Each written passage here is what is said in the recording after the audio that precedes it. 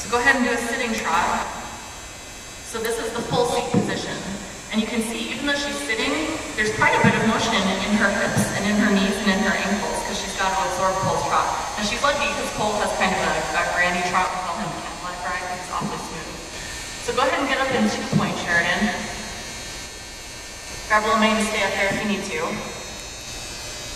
So could you see how Cole sped up a little bit? That's because with her off of his back completely, he can use his buns and lift his back up. She'll have to trot through the poles here in 2-point. Now watch her knees and hips and ankles as he goes over the poles. See how much they bend and move? That's how you absorb the motion of jumping. And oftentimes, since we're talking about some jumping problem solving, oftentimes the horses will, you can go ahead and post again. Actually, this is an interesting thing too to notice while she's posting, is look how much the joints absorb and change. It's an interesting little aside on seat position.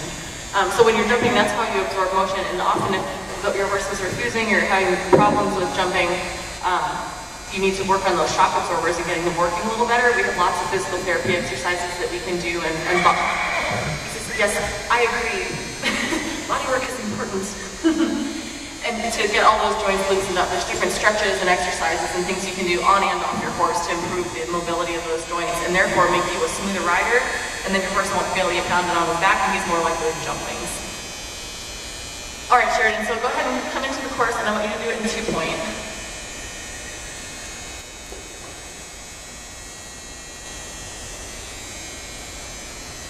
So fill out your lower back, because we want a mostly flat lower back, stay in 2-point.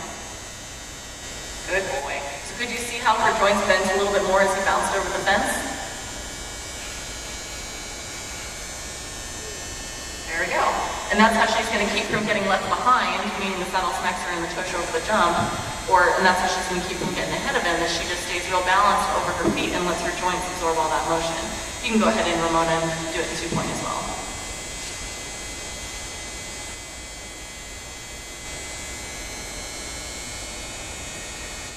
Good boy, Alec.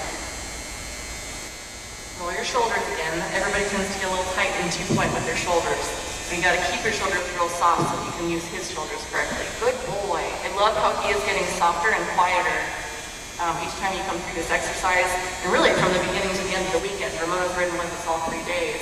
And I'm loving the change that we're seeing in him, in his confidence over fences and his relaxation level, which consequently affects his rhythm and his balance.